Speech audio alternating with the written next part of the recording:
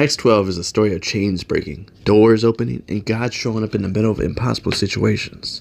Listen, this chapter isn't just history. It's your story, my story, and the reminder that no matter how dark it gets, God is still in control. It starts with persecution heating up. Herod is on the mission to crush the church. James, the brother of John, is killed by the sword.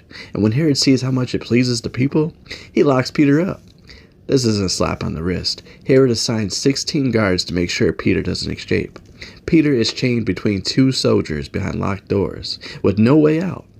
But here's the thing. When the enemy thinks he's won, that's when God steps in. The Bible says the church was earnestly praying for Peter. Did you catch that? They weren't plotting revenge. They weren't panicking. They were praying. Let me ask you something. When life locks you up in chains, is your first response to pray or to panic? Now here's where it gets good. It's the night before Peter's trial. The church is praying, Herod is celebrating, and Peter is sleeping. How do you sleep when you're chained up, knowing you might die the next day? Peter wasn't worried because he trusted the God who never sleeps. And while Peter is sleeping, God is working.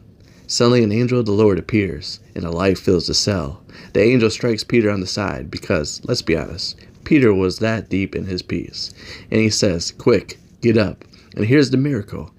As Peter stands, the chains fall off his wrists, no key, no struggle. Just the power of God saying, these chains don't belong on you anymore.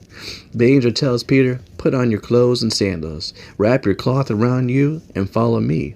And Peter does. He walks right past the guards, right through the iron gate that opens by itself. Did you hear that? The gate didn't need to be forced open. It opened on its own because God's plan doesn't need permission from man. When God says it's time for you to be free, nothing can stop it. Peter thinks he's dreaming until he finds himself outside the prison. And what